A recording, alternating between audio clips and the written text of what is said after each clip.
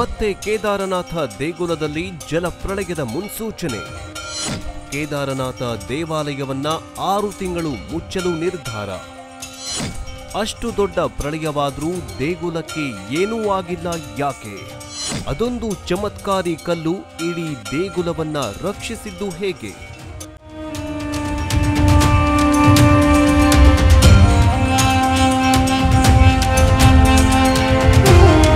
ಈ ವಿಡಿಯೋವನ್ನ ಶುರು ಮಾಡೋದಕ್ಕಿಂತ ಮುಂಚೆ ನೀವೇನಾದರೂ ಪರಶಿವನ ಭಕ್ತರಾಗಿದ್ರೆ ಓಂ ನಮಃ ಶಿವಾಯ ಅಂತ ಕಮೆಂಟ್ ಮಾಡಿ, ಹಾಗೂ ವಿಡಿಯೋಗೆ ಒಂದು ಲೈಕ್ ಕೊಡಿ. ಜೊತೆಗೆ ನಮ್ಮ ಚಾನೆಲ್ ಅಲ್ಲಿ ಶ್ರೀಶೈಲ ಮಲ್ಲಿಕಾರ್ಜುನ ಸ್ವಾಮಿಯ ಗರ್ಭಗುಡಿಯಲ್ಲಿರುವ ಲಿಂಗ ಕರಗುತ್ತಿರುವುದರ ಹಿಂದಿನ ರಹಸ್ಯ ಏನು ಎಂಬ ಕುರಿತು ವಿಡಿಯೋ ಇದೆ, ಅದನ್ನು ಕೂಡ ಈ ವಿಡಿಯೋ ಮುಗಿದ ಬಳಿಕ ನೋಡಿ. ಅಲ್ಲದೆ ನಮ್ಮ ವಿಡಿಯೋಗಳನ್ನ ನೀವು ಇಷ್ಟಪಟ್ಟು ನೋಡ್ತಿದ್ದೀರಾ, ಅದಕ್ಕೆ ತುಂಬಾ ಧನ್ಯವಾದಗಳು. ಆದ್ರೆ ಹೆಚ್ಚೆಚ್ಚು ಜನ ನೋಡ್ತಿದ್ರು, ನಮ್ಮ ಚಾನೆಲ್ ಅನ್ನ ತುಂಬಾ ಜನ ಸಬ್ಸ್ಕ್ರೈಬ್ ಮಾಡ್ಕೊಂಡಿಲ್ಲ. ಪ್ಲೀಸ್ ಸಬ್ಸ್ಕ್ರೈಬ್ ಮಾಡ್ಕೊಳ್ಳಿ, ಪಕ್ಕದಲ್ಲಿರೋ ಗಂಟೆಯನ್ನ ಒತ್ತಿ. ಇದರಿಂದ ನಾವು ಹಾಕುವ ವಿಡಿಯೋ ಮೊದಲು ನಿಮಗೆ ಬರುತ್ತೆ. ಕೇದಾರನಾಥ ದೇವಾಲಯ ತರ್ಕಕ್ಕೆ ನಿಲುಕದ ಪರಶಿವನ ಆವಾಸ ಸ್ಥಾನ. ಶಂಭೋ ಶಂಕರ ಅಂತ ಕೇದಾರನಾಥನ ಬಳಿ ಲಕ್ಷಾಂತರ ಭಕ್ತರು ಹೋಗ್ತಾರೆ. ಕೊರೆಯುವ ಚಳಿ ಹಿಮದ ಮಧ್ಯೆ ಕೈಲಾಸನಾಥನ ದರ್ಶನ ಪಡಿತಾರೆ. ಆದರೆ 2013ರಲ್ಲಿ ಕೇದಾರನಾಥದಲ್ಲಿ ಪ್ರವಾಹ ಬಂದಾಗ ಅಲ್ಲಿರುವ ಪ್ರತಿಯೊಂದು ಕೂಡ ನಾಶವಾಗುತ್ತೆ. ಆದರೆ ಅಚ್ಚರಿ ಪಡುವಂತಹ ಸಂಗತಿ ಏನಂತಂದ್ರೆ, ಕೇದಾರನಾಥ ದೇಗುಲಕ್ಕೆ ಮಾತ್ರ ಏನೂ ಆಗೋದಿಲ್ಲ. ಇದಕ್ಕೆ ಕಾರಣ ಈ ಕಲ್ಲು ಬಂಡೆ. ಕೇದಾರನಾಥದಲ್ಲಿ ಪ್ರವಾಹ ಬಂದಾಗ ಒಂದು ದೊಡ್ಡ ಕಲ್ಲು ಬಂಡೆ ಎಲ್ಲಿಂದ ಬಂತೋ ಗೊತ್ತಿಲ್ಲ, ಅದು ಕೇದಾರನಾಥ ದೇಗುಲಕ್ಕೆ ಅಡ್ಡ ಬಂದು ನಿಲ್ಲತ್ತೆ. ಇದರಿಂದ ಆ ಕಡೆಯಿಂದ ಬರ್ತಾ ಇರುವ ನೀರು ಈ ದೇವಾಲಯಕ್ಕೆ ಹಾನಿ ಮಾಡದ ಹಾಗೆ ಕವಚದಂತೆ ಈ ಕಲ್ಲು ಕೆಲಸ ಮಾಡಿತ್ತು. ಇಂದಿಗೂ ಕೂಡ ಈ ಕಲ್ಲು ಕೇದಾರನಾಥ ದೇಗುಲದ ಹಿಂದೆ ಇದೆ. ಇದು ಕೇದಾರನಾಥ ದೇಗುಲವನ್ನ ಒಂದು ಕವಚದಂತೆ ಕಾಪಾಡ್ತಾ ಇದೆ. ಈ ರೀತಿ ಈ ಕೇದಾರನಾಥ ದೇವಾಲಯ ತುಂಬಾ ರಹಸ್ಯವಾಗಿ ಬದಲಾಗಿದೆ. ಅಷ್ಟೇ ಅಲ್ಲದೆ 2025ರಲ್ಲಿ ಮತ್ತೆ ಕೇದಾರನಾಥ ದೇಗುಲಕ್ಕೆ ಜಲಕಂಟಕ ಎದುರಾಗಲಿದೆ ಅಂತ ಹೇಳಲಾಗ್ತಾಗಿದೆ. ಹಾಗಾದ್ರೆ ಮತ್ತೆ ಅಂತಹದ್ದೇ ಘನಘೋರ ದುರಂತ ಸಂಭವಿಸುತ್ತಾ? ಈ ಎಲ್ಲದರ ಬಗ್ಗೆ ಈ ವಿಡಿಯೋದಲ್ಲಿ ನೋಡೋಣ. ಹಾಯ್ ಹಲೋ ನಮಸ್ಕಾರ, ನಾನು ನಿಮ್ಮ ಸಂಭ್ರಮ್. ಕೇದಾರನಾಥ ದೇವಾಲಯ, ಈ ದೇಗುಲವನ್ನ ಖಂಡಿತ ಮನುಷ್ಯರು ನಿರ್ಮಿಸುವುದಕ್ಕೆ ಸಾಧ್ಯವೇ ಇಲ್ಲ. ಯಾಕಂದ್ರೆ ಸಾವಿರಾರು ವರ್ಷಗಳ ಹಿಂದೆ ಇಷ್ಟು ದೊಡ್ಡ ದೊಡ್ಡ ಕಲ್ಲುಗಳನ್ನ ಉಪಯೋಗಿಸಿ ಯಾವುದೇ ರೀತಿಯ ಆಧುನಿಕ ಟೆಕ್ನಾಲಜಿ ಇಲ್ಲದೆ ನಿರ್ಮಿಸಲು ಹೇಗೆ ಸಾಧ್ಯವಾಗುತ್ತೆ ಅಲ್ವಾ? ಈ ಕೇದಾರನಾಥ ದೇವಾಲಯದಂತಹ ಅದ್ಭುತ ಈ ಪ್ರಪಂಚದಲ್ಲಿ ಬೇರೆಯಲ್ಲೂ ಇಲ್ಲ.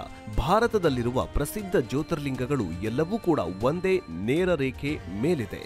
ಅಂದ್ರೆ ಕೇದಾರನಾಥದಿಂದ ಹಿಡಿದು ಕೊನೆಯ ರಾಮೇಶ್ವರಂವರೆಗೆ ಇರುವ ಜ್ಯೋತಿರ್ಲಿಂಗಗಳು ಎಲ್ಲವೂ ಕೂಡ ಭೌಗೋಳಿಕವಾಗಿ ಒಂದು ಸರಳ ರೇಖೆಯಲ್ಲಿ 79 ಡಿಗ್ರಿಯಲ್ಲಿ ನಿರ್ಮಾಣ ಮಾಡಲಾಗಿದೆ. ಅಂದ್ರೆ ಎಲ್ಲವೂ ಕೂಡ ಒಂದು ಸರಳ ರೇಖೆಯಲ್ಲೇ ಇವೆ. ಈ ರೀತಿಯ ನೂರಾರು ದೇವಾಲಯಗಳು ಒಂದಕ್ಕೊಂದು ಸಂಬಂಧವಿಲ್ಲದೆ ಹೇಗೆ ಈ ಸ್ಟ್ರೇಟ್ ಲೈನ್ನಲ್ಲಿ ನಿರ್ಮಾಣವಾಗಿದೆ ಅನ್ನೋ ಪ್ರಶ್ನೆ ಮಾತ್ರ ಎಲ್ಲರನ್ನ ಚಕಿತಗೊಳಿಸುತ್ತೆ. ಇನ್ನು ಈ ದೇವಾಲಯ ಎಷ್ಟು ವಿಚಿತ್ರವಾಗಿದೆ ಎಂದ್ರೆ, ಇದನ್ನ ಯಾರು ನಿರ್ಮಿಸಿದ್ದು ಅನ್ನೋದು ಇಂದಿಗೂ ಕೂಡ ಯಾರಿಗೂ ಗೊತ್ತಿಲ್ಲ. ಕೇದಾರನಾಥ ದೇವಾಲಯ ಒಂದು ಸಮಯದಲ್ಲಿ 400 ವರ್ಷಗಳವರೆಗೆ ಮಂಜಿನಲ್ಲಿ ಮುಚ್ಚಿಕೊಂಡು ಹೋಗಿತ್ತು. ಉತ್ತರಾಖಂಡದ ಹಿಮಾಲಯಗಳಲ್ಲಿ ರುದ್ರಪ್ರಯಾಗದ ಹತ್ತಿರ ಈ ಕೇದಾರನಾಥ ದೇವಾಲಯ ಇದೆ. ಇದು ಉತ್ತರಾಖಂಡದಲ್ಲೇ ಅತ್ಯಂತ ಎತ್ತರವಾದ ದೇವಾಲಯ. ಪ್ರಪಂಚದಲ್ಲೇ ಇಂಥ ನಿರ್ಮಾಣವಾಗಿರುವ ದೇವಾಲಯ ಮತ್ತೆಲ್ಲೂ ಇಲ್ಲ. ಸೊ ಈ ದೇವಾಲಯದ ಶ್ರೇಷ್ಠತೆಯ ಬಗ್ಗೆ ತಿಳಿದುಕೊಳ್ಳುವುದಕ್ಕೂ ಮುಂಚೆ ತಪ್ಪದೆ ನೀವು ಈ ಅದ್ಭುತವಾದ ಆರ್ಕಿಟೆಕ್ಚರ್ ಬಗ್ಗೆ ತಿಳಿದುಕೊಳ್ಳಬೇಕು. ಸ್ನೇಹಿತರೆ, ಈ ದೇವಾಲಯ ಸಮುದ್ರದ ಮಟ್ಟಕ್ಕೆ 3600 ಮೀಟರ್ಗಳಷ್ಟು ಎತ್ತರದಲ್ಲಿ ಇದೆ. ಇದನ್ನ ಸೂಪರ್ ನ್ಯಾಚುರಲ್ ಪವರ್ಸ್ ಇರುವಂತಹ ಕೆಲವು ಜನರು ನಿರ್ಮಿಸಿರಬಹುದು ಅಂತ ಹೇಳಲಾಗುತ್ತೆ. ಈ ದೇವಾಲಯದಲ್ಲಿ ಉಪಯೋಗಿಸಲಾಗಿರುವ ಎಲ್ಲಾ ಕಲ್ಲುಗಳು ಕೂಡ ಇಂಟರ್ಲಾಕಿಂಗ್ ಟೆಕ್ನಾಲಜಿಯ ಮೂಲಕ ಹೊಂದಿಸಲಾಗಿದೆ. ಇಂದಿನ ದಿನಗಳಲ್ಲಿ ಒಂದು ಚಿಕ್ಕ ದೇವಾಲಯವನ್ನ ನಿರ್ಮಿಸುವುದಕ್ಕೆ ದೊಡ್ಡ ದೊಡ್ಡ ಯಂತ್ರಗಳನ್ನ ಉಪಯೋಗಿಸಲಾಗುತ್ತೆ.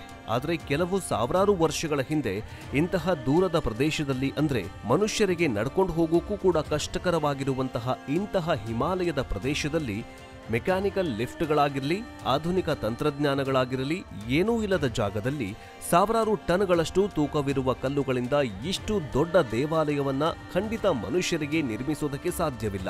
ಅಷ್ಟೇ ಅಲ್ಲದೆ ಇಲ್ಲಿ ಕೇದಾರನಾಥ ಯಾತ್ರೆ ಅತ್ಯಂತ ಮುಖ್ಯವಾದದ್ದು. ಕೇದಾರನಾಥ ದೇಗುಲಕ್ಕೆ ಪ್ರಯಾಣಿಸುವುದು ಒಂದು ಸಾಹಸ ಅಂತಾನೆ ಹೇಳಬಹುದು. ಇನ್ನು ಈ ದೇವಾಲಯ ಕೇವಲ 6 ತಿಂಗಳು ಮಾತ್ರ ತೆರೆದಿರುತ್ತೆ.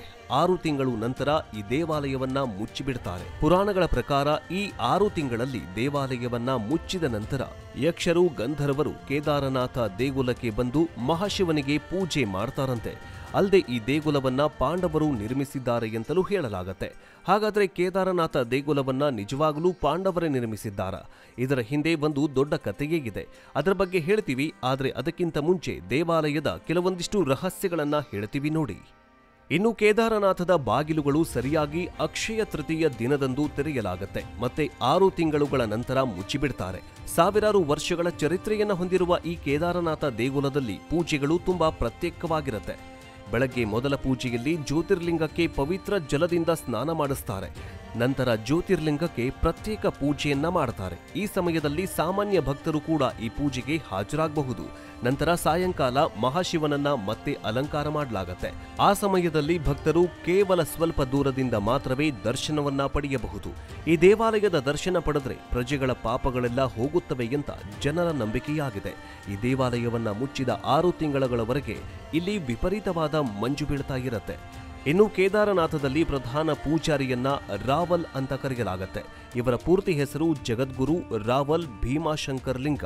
ಇವರು ಕರ್ನಾಟಕದಲ್ಲಿರುವ ವೀರಶೈವ ಕಮಿಟಿಯಿಂದ ಆಯ್ಕೆಯಾಗಿದ್ದಾರೆ. ಇವರಿಗೆ ಸಹಾಯ ಮಾಡೋಕೆ 3 ಜನ ಸಹಾಯಕ ಪೂಜಾರಿಗಳು ಕೂಡ ಇರ್ತಾರೆ.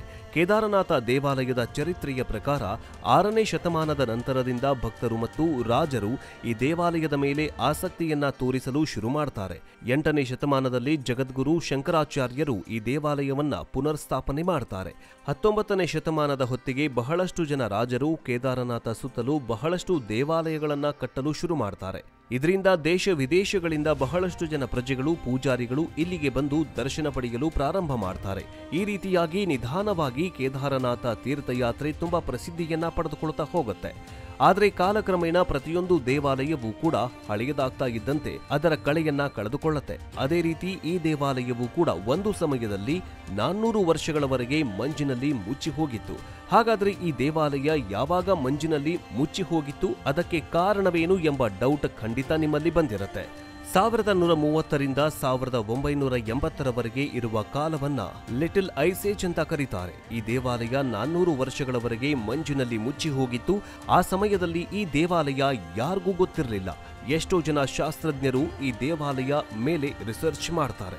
ಆಗಲೇ ಅವರಿಗೆ ಈ ವಿಷಯ ಗೊತ್ತಾಗತ್ತೆ. 400 ವರ್ಷಗಳಿಂದ ಮಂಜಿನಲ್ಲಿ ಇದ್ರೂ ಕೂಡ ಈ ದೇವಾಲಯ ಮಾತ್ರ ಸ್ವಲ್ಪವೂ ಹಾಳಾಗಿರಲಿಲ್ಲ. ಈ ಕೇದಾರನಾಥ ದೇವಾಲಯ ಮಂದಾಕಿನಿ ನದಿಯ ದಡದಲ್ಲಿ ಇದೆ. ಚಳಿಗಾಲದಲ್ಲಿ ಇದು ಪೂರ್ತಿಯಾಗಿ ಮಂಜಿನಿಂದ ಮುಚ್ಚಿ ಹೋಗಿರುತ್ತೆ. ಆದರೆ 2013ರಲ್ಲಿ ಇಡೀ ಕೇದಾರನಾಥ ಪ್ರದೇಶದಲ್ಲಿ ಜಲಪ್ರಳಯವಾಗತ್ತೆ. ಅಲ್ಲಿದ್ದ ಎಲ್ಲವೂ ನೀರಿನಲ್ಲಿ ಕೊಚ್ಕೊಂಡು ಹೋಗತ್ತೆ. ಆದರೆ ದೇಗುಲ ಕಿಂಚಿತ್ತೂ ಅಲುಗಾಡೋದೇ ಇಲ್ಲ.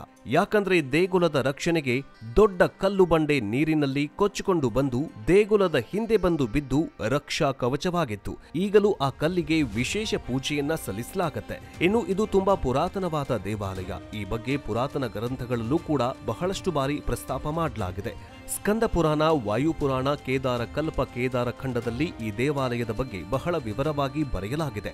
ವಾಯುಪುರಾಣದ ಪ್ರಕಾರ ಬ್ರಹ್ಮದೇವರು ಈ ಪ್ರಪಂಚವನ್ನ ಸೃಷ್ಟಿಸಿದಾಗ ವಿಷ್ಣು ಮತ್ತು ನಾರಾಯಣ ಎಂಬ ಇಬ್ಬರು ಋಷಿಗಳ ರೂಪವನ್ನ ಪಡೆಯುತ್ತಾರೆ. ಈ ಭೂಮಿಯನ್ನ ರಕ್ಷಿಸೋಕೆ ಮತ್ತು ಶಿವನ ದರ್ಶನವನ್ನ ಪಡೆಯೋಕೆ ನಾರಾಯಣ ಕೇದಾರನಾಥದಲ್ಲಿರುವ ಗಂಧಮನ ಪರ್ವತದ ಮೇಲೆ, ಅಂದ್ರೆ ಈಗಿನ ಹಿಮಾಲಯ ಪರ್ವತಗಳ ಒಂದು ಪ್ರದೇಶದಲ್ಲಿ ತೀವ್ರವಾದ ತಪಸ್ಸನ್ನ ಮಾಡ್ತಾನೆ. ಮಹಾಶಿವ ಅವರ ತಪಸ್ಸಿಗೆ ಮೆಚ್ಚಿ ದರ್ಶನವನ್ನು ಕೂಡ ಕೊಡ್ತಾನೆ. ಅಷ್ಟೇ ಅಲ್ಲದೆ ಅವರು ಪರಶಿವ ಭೂಲೋಕದಲ್ಲಿ, ಅದು ಕೂಡ ಕೇದಾರನಾಥದಲ್ಲಿ ತನ್ನ ನಿಜರೂಪವನ್ನ ನೆಲೆಸಬೇಕು ಅಂತ ವರವನ್ನ ಕೇಳ್ಕೊಳ್ತಾರೆ. ಇದರಿಂದ ಮಹಾಶಿವನು ತಥಾಸ್ತು ಅಂತ ವರ ಕೊಡ್ತಾನೆ. ಆಗಿನಿಂದ ಕೇದಾರನಾಥ ದೇವಾಲಯ ಭಗವಂತನ ನಿವಾಸ ಅಂತ ಗುರುತಿಸಲಾಗುತ್ತೆ. ಅದೇ ರೀತಿ ಈ ಕೇದಾರನಾಥ ದೇವಾಲಯಕ್ಕೆ ಸಂಬಂಧಿಸಿದ ಅನೇಕ ಜನಪ್ರಿಯವಾದ ಮತ್ತು ಆಸಕ್ತದಾಯಕವಾಗಿರುವಂತಹ ಇನ್ನೊಂದು ಕತೆ ಕೂಡ ಪ್ರಚಾರದಲ್ಲಿ ಇದೆ. ನಮ್ಮ ಶ್ರೇಷ್ಠ ಇತಿಹಾಸವಿರುವಂತಹ ಮಹಾಭಾರತ ಕಥೆಯನ್ನ ನೀವೆಲ್ಲ ಕೇಳೇ ಇರ್ತೀರಾ. ಈ ಮಹಾಭಾರತ ಯುದ್ಧ ಪ್ರಪಂಚದಲ್ಲೇ ಅತಿದೊಡ್ಡ ಯುದ್ಧ ಅಂತ ಪರಿಗಣಿಸಲಾಗತ್ತೆ. ಆದ್ರೆ ಆ ಯುದ್ಧದ ನಂತರ ಏನಾಯ್ತು ಅನ್ನೋದು ಕಡಿಮೆ ಜನರಿಗೆ ಮಾತ್ರವೇ ಗೊತ್ತು. ಮಹಾಭಾರತ ಯುದ್ಧವನ್ನ ಧರ್ಮ ಮತ್ತು ಅಧರ್ಮದ ಮಧ್ಯೆ ನಡೀತಾ ಇರುವ ಯುದ್ಧ ಅಂತ ಹೇಳಲಾಗತ್ತೆ. ಈ ಯುದ್ಧದಲ್ಲಿ ಧರ್ಮವನ್ನ ರಕ್ಷಿಸೋಕೆ ಪಾಂಡವರು ತಮ್ಮ ಸ್ವಂತ ಸಹೋದರರಾಗಿರುವ ಕೌರವರ ಜೊತೆ ಯುದ್ಧ ಮಾಡಬೇಕಾದ ಪರಿಸ್ಥಿತಿ ಬರುತ್ತೆ. 18 ದಿನಗಳವರೆಗೆ ನಡೆಯುವ ಈ ಯುದ್ಧದಲ್ಲಿ ಪಾಂಡವರು ಜಯಗಳಿಸ್ತಾರೆ. ಕುರುಕ್ಷೇತ್ರ ಯುದ್ಧದಲ್ಲಿ ಗುರು ದ್ರೋಣಾಚಾರ್ಯ ಧೃತರಾಷ್ಟ್ರಾಚಾರ್ಯ, ಭೀಷ್ಮ ಪಿತಾಮಹನಂತಹ ಅನೇಕ ಬಂಧು ಮಿತ್ರರು ಮರಣಿಸುವುದರಿಂದ ಪಾಂಡವರು ಹಸ್ತಿನಾಪುರ ಸಾಮ್ರಾಜ್ಯವನ್ನ ಮರಳಿ ಪಡಿತಾರೆ. ಆದರೆ ಅವರು ಸ್ವಲ್ಪವೂ ಕೂಡ ಸಂತೋಷವಾಗಿರೋದಿಲ್ಲ. ಯಾಕಂದ್ರೆ ತಮ್ಮ ಸ್ವಂತ ಸಹೋದರರು ಮತ್ತು ಗುರುಗಳನ್ನ ಸಾಯಿಸಿದ ಪಾಪ ಅವರನ್ನ ಬೆನ್ನಟ್ಟಿರುತ್ತೆ. ಇದರಿಂದ ಪಾಂಡವರು ತಮ್ಮ ಪಾಪವನ್ನ ತೊಳೆದುಕೊಳ್ಳೋದಕ್ಕೆ ಶಿವನ ದರ್ಶನವನ್ನ ಪಡೆಯಲು ಕಾಶಿಗೆ ಹೋಗ್ತಾರೆ. ಆದ್ರೆ ಮಹಾಶಿವ ಅವರಿಗೆ ದರ್ಶನ ಕೊಡೋದಿಲ್ಲ. ಪಾಂಡವರು ಸೃಷ್ಟಿಸಿರುವ ರಕ್ತಪಾತವನ್ನ ನೋಡಿ ಕೋಪದಿಂದ ಪಾಂಡವರನ್ನ ನೋಡಬಾರದು ಅನ್ಕೊಂಡು ನಂದಿ ರೂಪವನ್ನ ಧರಿಸಿ ಹಿಮಾಲಯ ಪರ್ವತಕ್ಕೆ ಹೋಗ್ಬಿಡ್ತಾರೆ. ಇದರಿಂದ ಯುಧಿಷ್ಠಿರ, ಭೀಮ, ಅರ್ಜುನ, ನಕುಲ, ಸಹದೇವ ಮತ್ತು ದ್ರೌಪದಿ ಶ್ರೀಕೃಷ್ಣನನ್ನ ಭೇಟಿಯಾಗಿ ತಮ್ಮ ಪರಿಸ್ಥಿತಿಯ ಬಗ್ಗೆ ವಿವರಣೆಯನ್ನ ನೀಡುತ್ತಾರೆ. ಇದೆಲ್ಲವನ್ನ ಕೇಳಿದ ಶ್ರೀಕೃಷ್ಣನು, ಮಹಾಶಿವ ಕೇದಾರನಾಥದಲ್ಲಿದ್ದಾನೆ, ನೀವು ಕೇದಾರನಾಥಕ್ಕೆ ಹೋಗಿ ಮಹಾಶಿವನ ಹತ್ತಿರ ನಿಮ್ಮ ಪಾಪಕ್ಕೆ ಪ್ರಾಯಶ್ಚಿತ ಕೋರಿಕೊಳ್ಳಿ ಅಂತ ಸಲಹೆ ಕೊಡ್ತಾನೆ. ಸೊ ಶ್ರೀಕೃಷ್ಣನ ಸಲಹೆಯಂತೆ ಪಾಂಡವರು ಮತ್ತು ದ್ರೌಪದಿ ಹಿಮಾಲಯದಲ್ಲಿರುವ ಕೇದಾರನಾಥದ ಕಡೆ ಶಿವನಿಗೋಸ್ಕರ ಹೊರಡೋದಕ್ಕೆ ಸಿದ್ಧರಾಗ್ತಾರೆ. ಈ ರೀತಿ ಪಾಂಡವರು ಹಿಮಾಲಯದಲ್ಲಿ ಬಹಳಷ್ಟು ದಿನಗಳವರೆಗೆ ಬಹಳಷ್ಟು ಪ್ರದೇಶಗಳಲ್ಲಿ ಹುಡುಕ್ತಾರೆ. ಎಲ್ಲಿಗೆ ಹೋದ್ರೂ ಕೂಡ ಪೂರ್ತಿ ಮಂಜಿನಿಂದ ಕೂಡಿರುವ ಪ್ರದೇಶವೇ ಕಾಣಿಸ್ತಾ ಇದೆ. ಈ ರೀತಿ ಪಾಂಡವರು ಕಷ್ಟದಿಂದ ಪ್ರಯಾಣಿಸ್ತಾ ಇರುವಾಗ ದಾರಿಯಲ್ಲಿ ಅವರಿಗೆ ಬಹಳಷ್ಟು ನಂದಿಗಳ ಗುಂಪು ಕಾಣಿಸ್ಕೊಳ್ಳುತ್ತೆ. ಸೊ ಪರಶಿವ ಭಸ್ಮಾಸುರನ ಜೊತೆ ಯುದ್ಧ ಮಾಡ್ತಾ ಇರುವಾಗ ನಂದಿ ರೂಪವನ್ನ ಧರಿಸಿದ್ದ ಎಂದು ಯುಧಿಷ್ಠಿರನಿಗೆ ಮೊದಲೇ ಗೊತ್ತಿರತ್ತೆ. ಸೊ ಇಲ್ಲಿರುವ ನಂದಿಗಳ ಗುಂಪಿನಲ್ಲಿ ಪರಶಿವನು ಕೂಡ ಅಡಗಿರುತ್ತಾನೆ ಎಂದು ಆತನಿಗೆ ಅರ್ಥವಾಗತ್ತೆ. ಅದಕ್ಕಾಗಿ ನಂದಿಗಳನ್ನ ಒಂದೊಂದಾಗಿ ವಿಂಗಡಿಸಿ ಎಂದು ಯುಧಿಷ್ಠಿರ ಭೀಮನಿಗೆ ಹೇಳ್ತಾನೆ.